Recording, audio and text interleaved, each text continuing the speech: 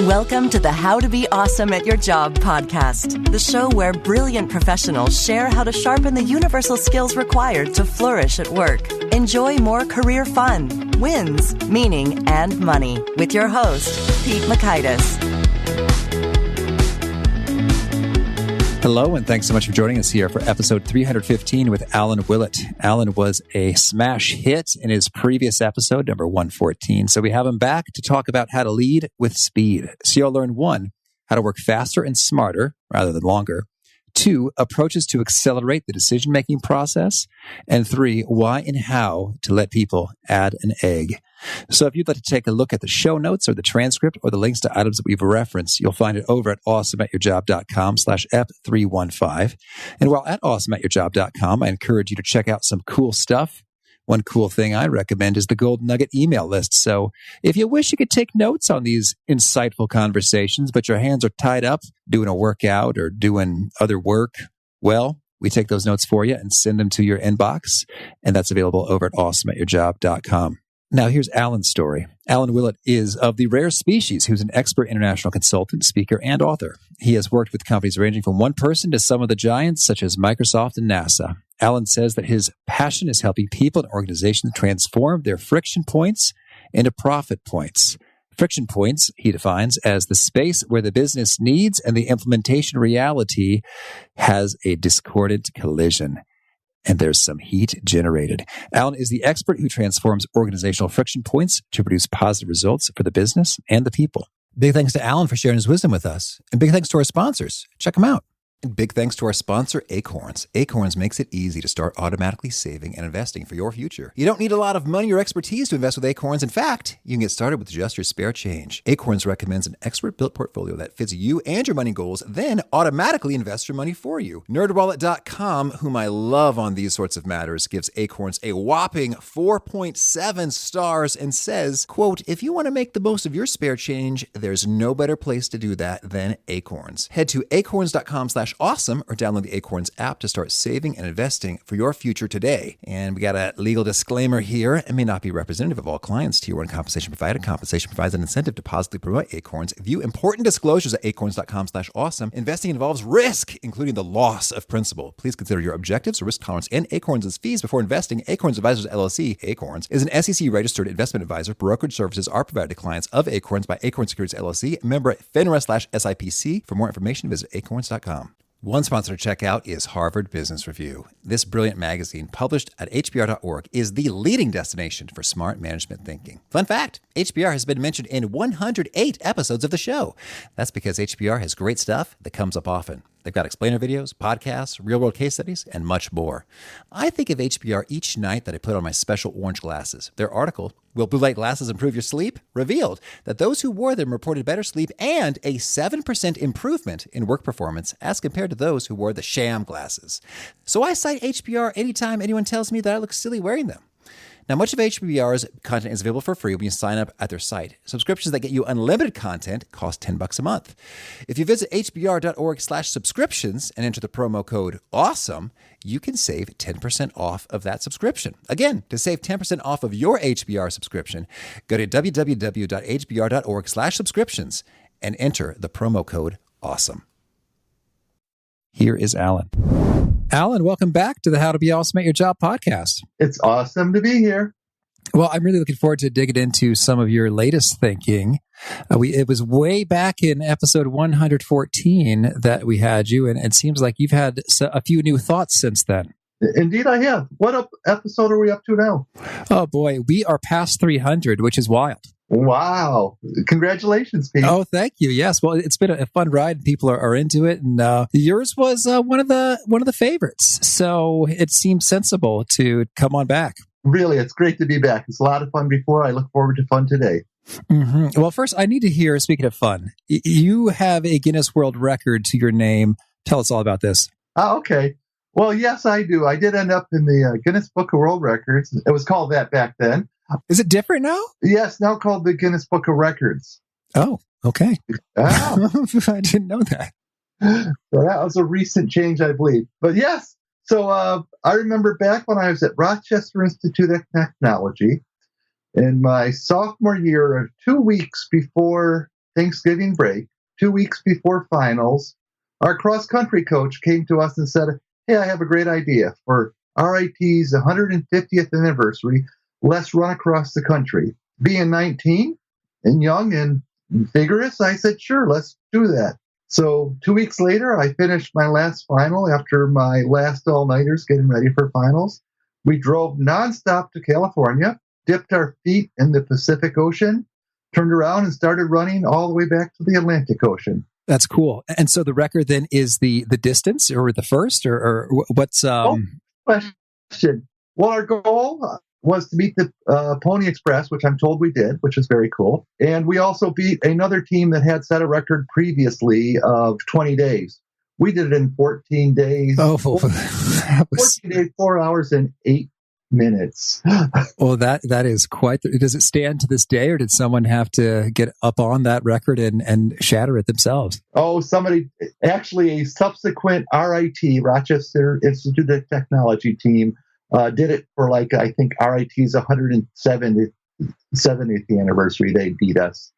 Shame on them. Everyone wants to surpass the previous generation. Yes, all right. Well, so let's recap for folks who didn't catch it the last time. You've got your company is called Ox Seeker Inc. So what's the company about and where did the name come from? Well, that name came from, two things. One is when I looked for names 5 years ago, 6 years ago, all the ones I thought were great were already taken. So I went back to an old standby, which I coined the word ox seeker back in the 80s.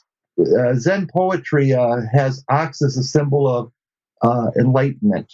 And I always thought seeking enlightenment was a cool concept.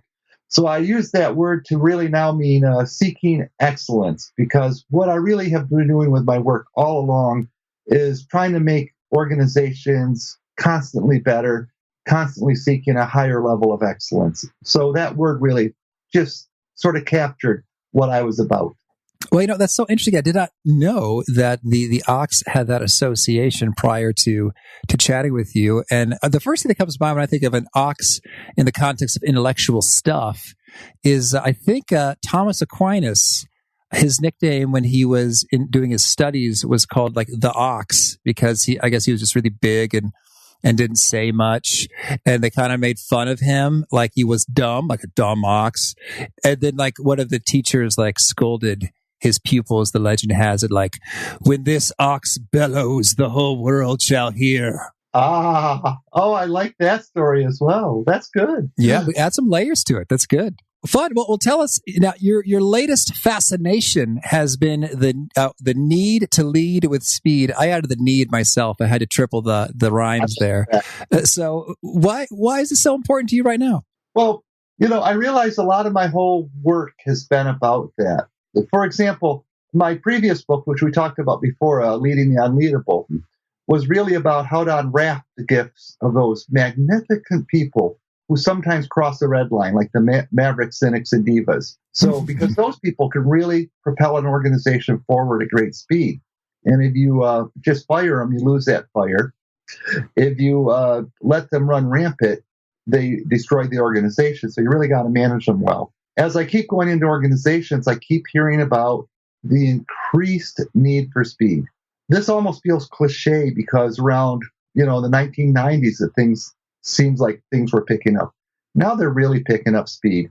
To stay competitive, you got to constantly be learning, constantly upping your game, constantly providing better value to your customers or to your organization if you're just working in them. Regardless, you got to be there. To me, it's even more than speed, it's acceleration. Okay, so you're saying just because in the nature of competition and globalization and sort of technology and these forces that we hear a lot about, is that kind of what's behind it, to put the extra necessity these days? Yes, absolutely. And there's a second part too, which is I have seen too many people just burn out. Really creative, smart, fun people that couldn't take the pace.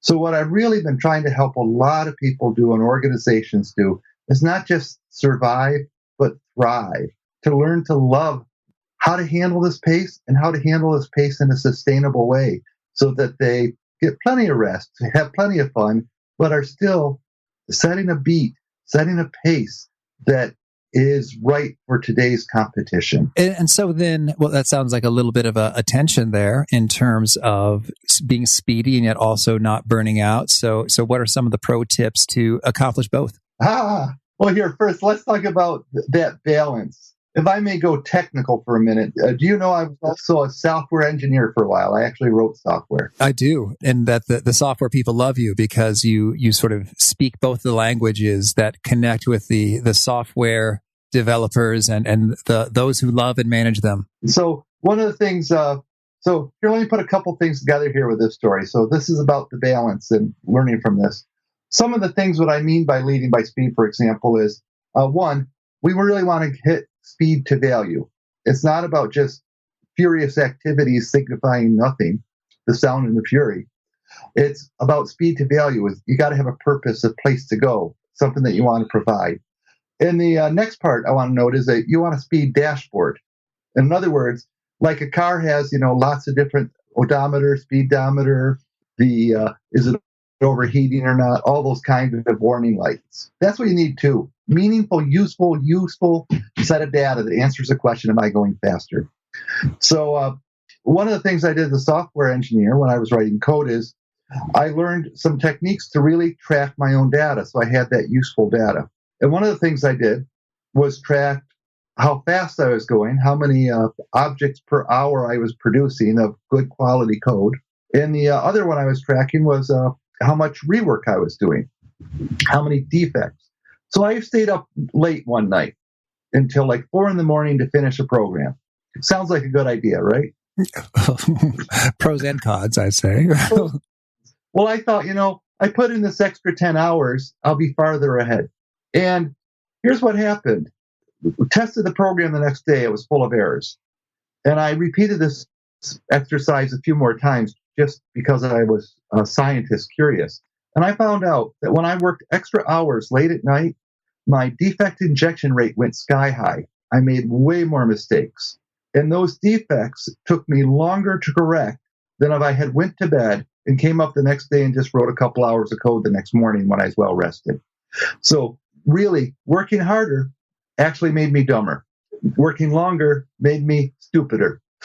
So one of the really things I really try to work with organizations and people, it's not about the long hours. It's about really smart hours. It's about making sure you have this measured set of data so you actually know you're going faster and know how to go faster. You have the data to improve. Oh, that's intriguing. And I've read some studies along those lines with regard to, a number of different environments and industries. And I think it was similar. It was video game development. They talked about when they have rush mode or whatever the term they use in the industry, like when they work real hard because they got to make sure to deliver the thing on time as the deadline is coming in. They saw a similar pattern, across. So it's not just you, but it's many folks who are doing intricate knowledge work. When you push hard and sleep less, sometimes it's really quite disheartening to put all that effort in and to discover you would have been better off having enjoyed some sleep and rejuvenation and being sane and actually getting a better result on the other side. Absolutely. Now, there's exceptions to this, I got to note. But really, when you're doing that type of work, the intricate things where little mistakes cost you a lot of time, be well rested. That simple.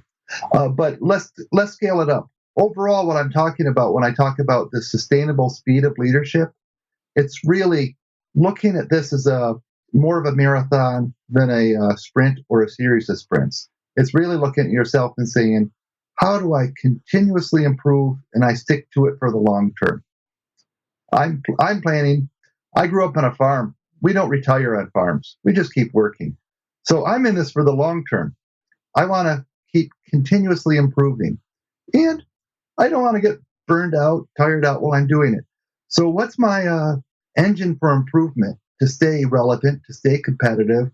And how do I keep that balance? So one of the things I'm working on in the book I'm working on is called the 4-dimensional balance, which is really about 4 key concepts: the center of speed, how to keep your eye on the true prize, owning the speed of the game clock, and 4-dimensional balance. So those are some of the big concepts I'm playing with of how to really keep people focused on how to achieve this intricate balance, as you put it.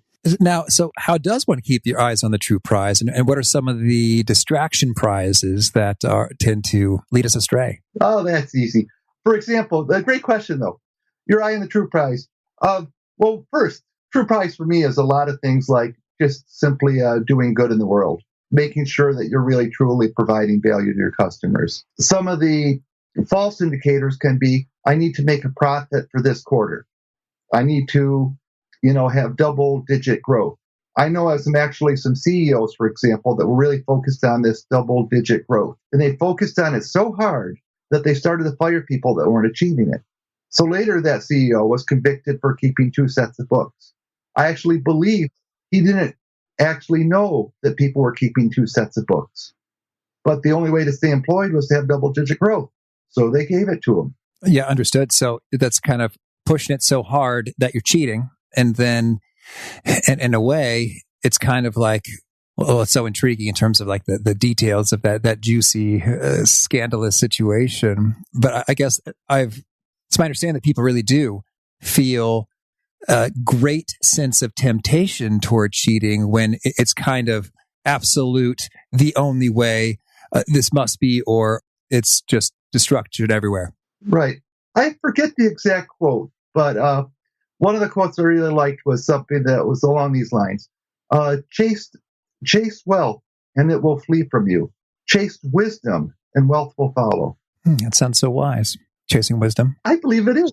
Mm-hmm. So that's the eye of the true prize. So it's really, really being focused on what you really want to achieve for yourself and your organization. Okay. And so then when it comes to dashboards, can you give us some examples of all the more precisely, great metrics or things to track versus suboptimal things to track? You mentioned quarterly profits can lead you one astray. What are some superior things to track? Well, here, let's talk about an individual for a minute, because I know your audience is mostly individuals.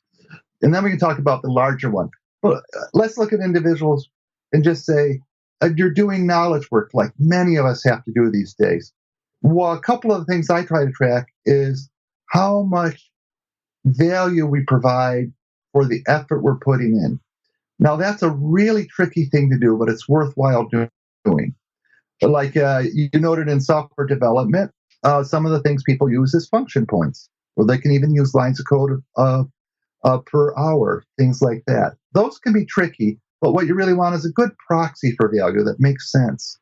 Another thing you can measure actually is how much cost to quality it takes to get something out the door. And quick definition of that. Basically, if you do 2 weeks of development and 8 weeks of testing before you can free it, you have 20% cost to quality.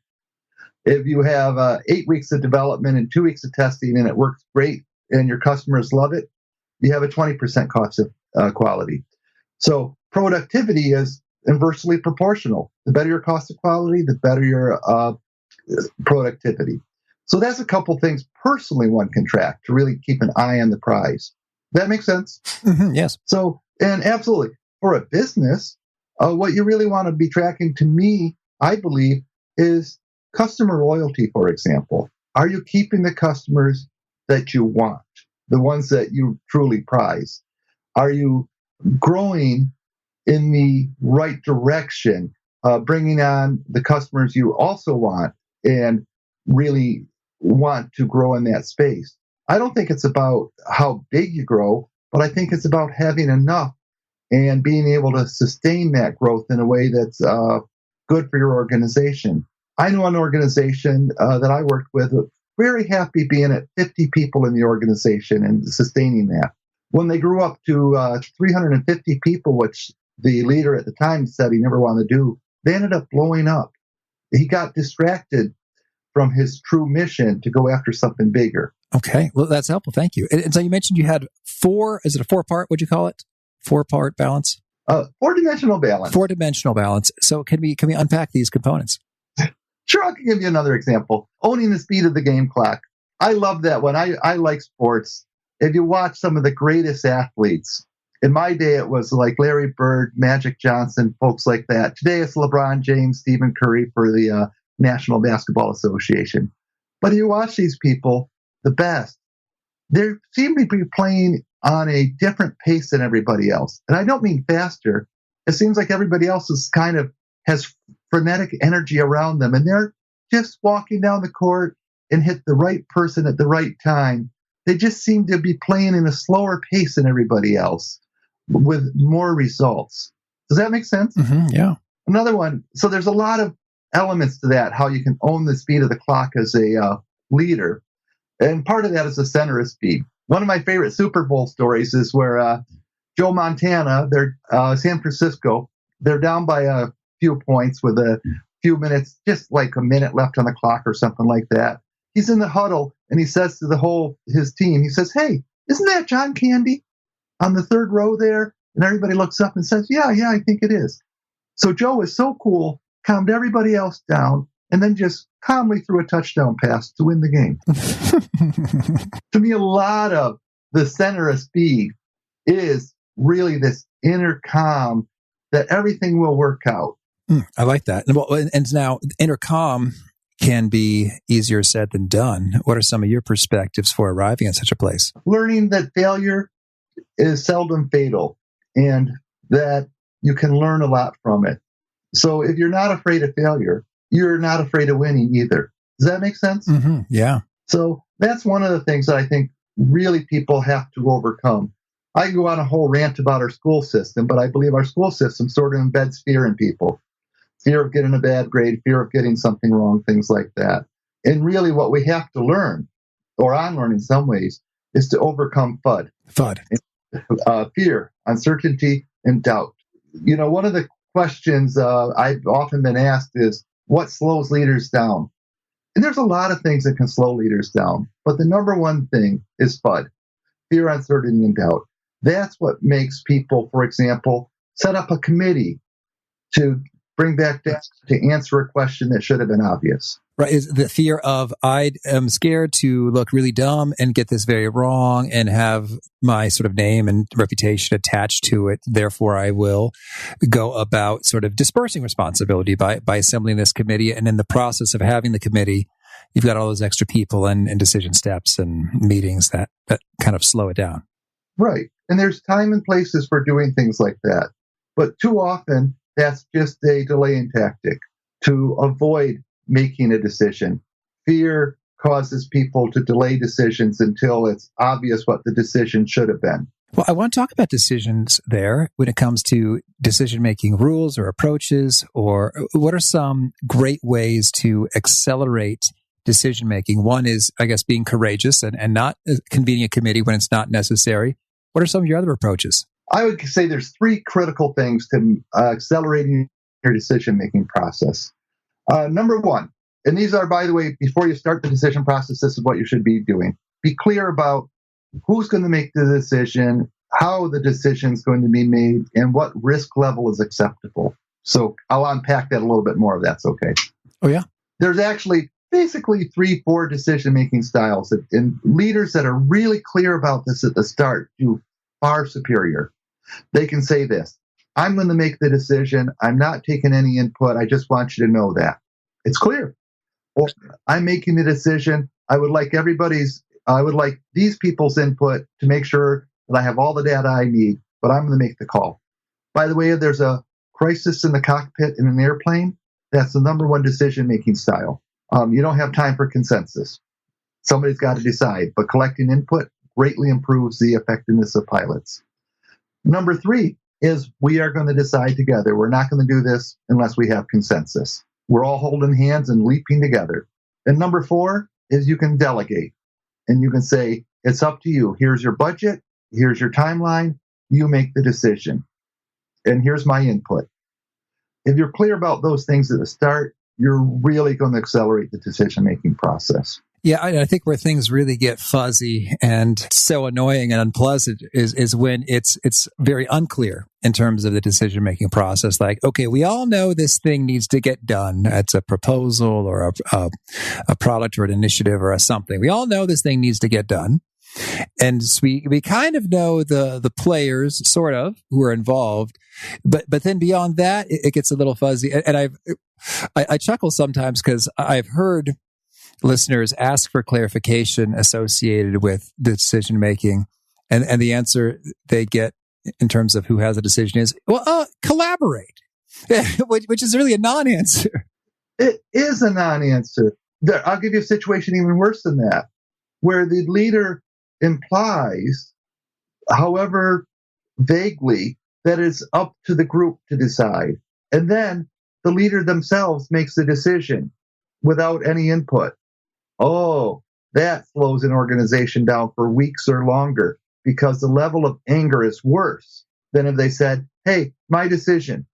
I'll take input maybe, but I'm going to make the decision. So much clearer, so much better. No anger. This reminds me, I had a situation where I was trying to help out with the committee that just sort of our planned some of our fun. In terms of, hey, a few times a year, we're all going to get together. We're going to have some camaraderie, some team building, some good times. And so here are the activities. And so I thought, okay, this sounds like an interesting project. And so I talked to some people and gathered a bunch of ideas like, hey, what do you think would be fun for everyone to do? And so we came up with all these ideas and like, okay, perfect. Well, now we'll do a survey and see what everyone's thinking.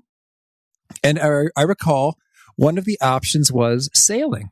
And so that sounds really cool. I haven't done much sailing. That might be really interesting. And heck, we got some budget. Let's live it up. And then I presented it to sort of the senior person in charge of the committee who really did make it kind of seem like, oh yeah, you know what, just see what everyone wants to do. And yeah, it's just fun. So go do it.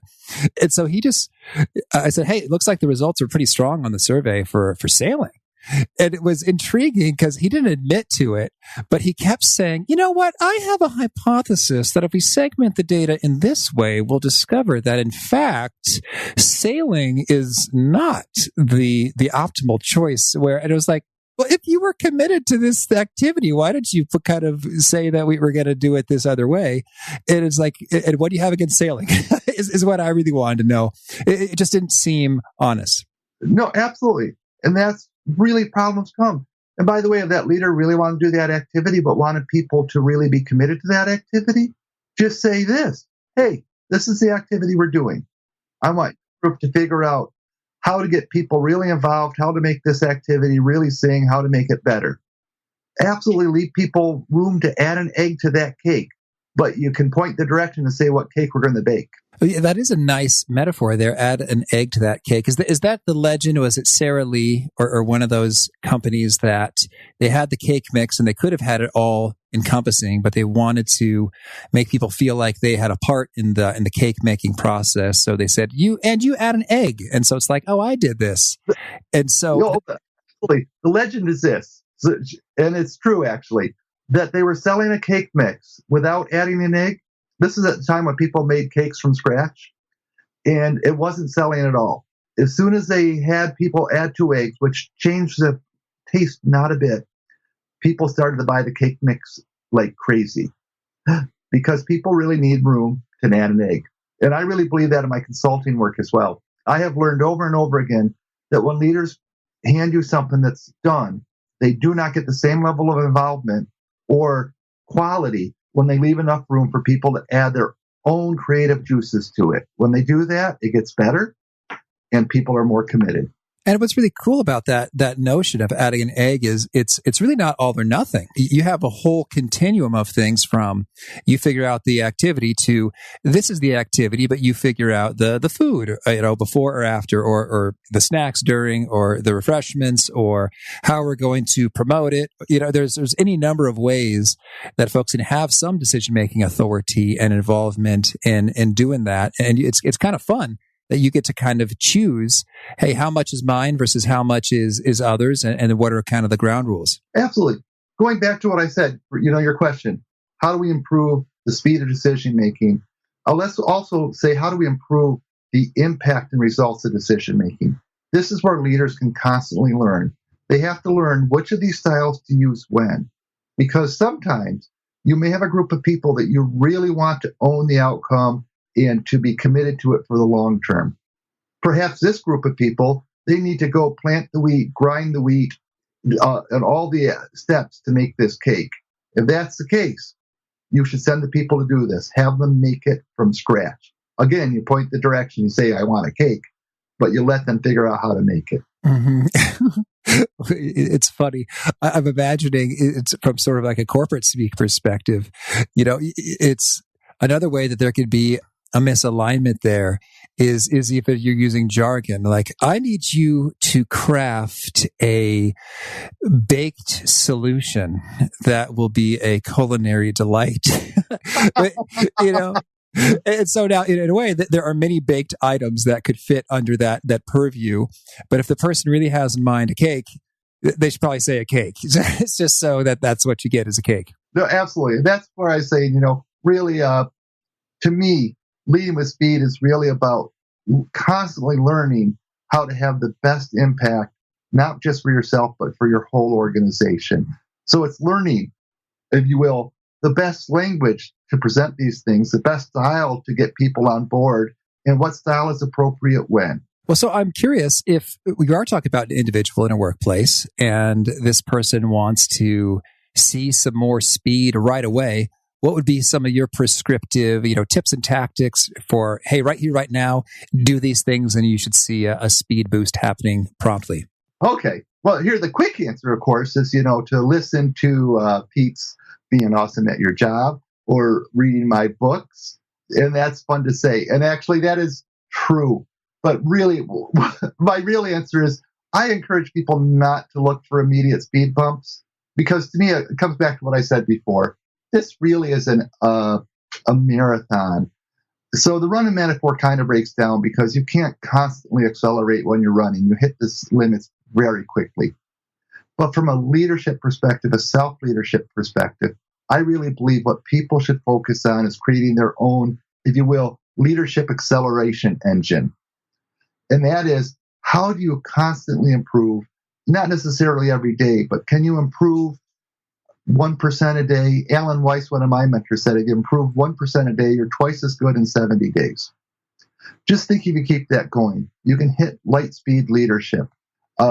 I think of leaders that had such great impact without any political power or position.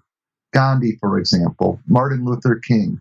These are leaders that really had a dramatic impact without being paid for it, without being given a title. They're able to constantly improve, constantly learn, and constantly improve the impact of their leadership force. So what I really encourage people to do is figure out what is the best methods for them to learn how to learn, how to accelerate their ability to learn. Lovely. Thank you. Well, Alan, tell me, anything else you want to make sure to cover before we hear some of your favorite things? There's one big thing I wanted to mention, which is this. This is one of the new things I've been working on, which is we've coined the word embrace friction at embracefriction.com. Let me explain what I mean by that. Have you heard a lot about the frictionless workplace, things like that? I know about your take with friction points and collisions, but I'm not quite sure I know precisely what you're referencing here. Oh, I've seen a lot of in books and podcasts, et cetera, talking about how to reduce friction at work or how to make the frictionless workplace. And I think that's rather silly, because friction is natural in nature. Without friction, you'd skid off the road. It'd be like an icy road. You're in the ditch. Friction, you need it. And so what I'm finding is too many organizations are actually trying to manage friction away, try to get rid of the conflicts. And what I really believe is one of the biggest boons for speed we can have as leaders and people in organizations is figure out ways to embrace friction, to take those points where the heat is really hot and it's like destructive, to be able to transform those destructive friction points, the heat of those, into the heat of innovation. How can you take those warring ideas and make a better idea out of them?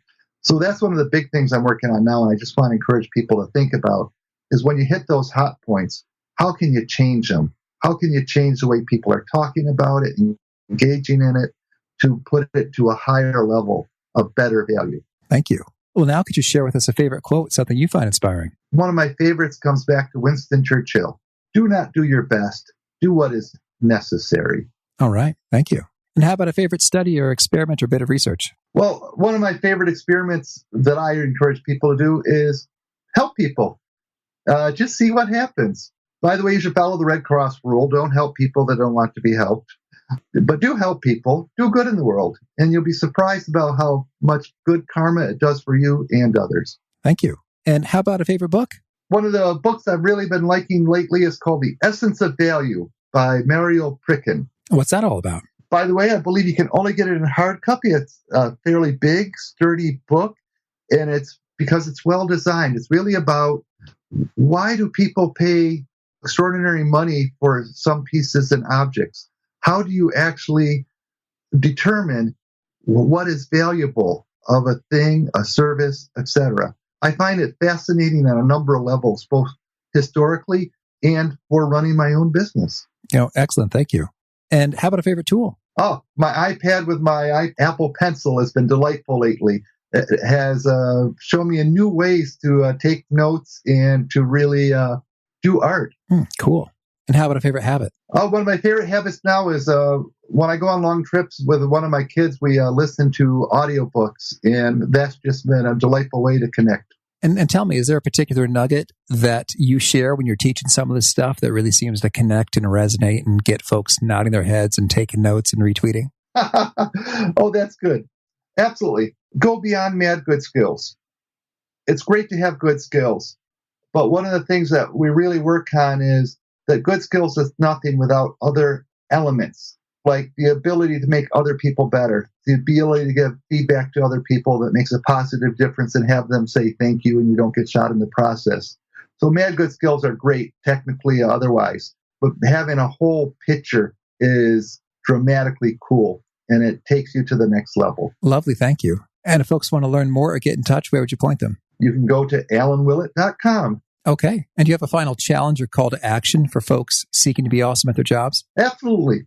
Learn to own the game clock, which is, if you're feeling panicked and stressed, learn how to look up in the stands and say, hey, isn't that John Candy? Awesome. Thank you. Well, Alan, this has been fun once again. I wish you lots of luck as you're continuing to illuminate and expand upon these ideas, and just keep on doing the great things you're doing. All right. Thanks, Pete. A pleasure to be here. I really resonated with Alan about just being really honest about how the decision is getting made. If it's really just, I want your input and it's my decision, that really works a lot better to be told up front than to pretend it's a collaborative consensus situation when it's not really a collaborative consensus situation. So I hope you dug that and more. Again, if you want to check out the show notes, the transcript, the links to items we've referenced is at awesomeatyourjob.com/EP315. And if you have not already, I hope you'll push the subscribe button. If you do so, you'll hear from our next guest, Eduardo Briceño, and he is the CEO of Mindset Works. If you've heard of Carol Dweck's great work on mindset, he's the guy running that company. He's talking about learning and growth and development, how it's done well and not so well. Hope to catch you there. Peace. Thanks for joining us for today's episode. To get the most out of this conversation, visit awesomeatyourjob.com to find today's show notes, transcript, and infographic summary cheat sheet. For more entertaining professional skill sharpening, be sure to subscribe to catch the next episode of How to Be Awesome at Your Job.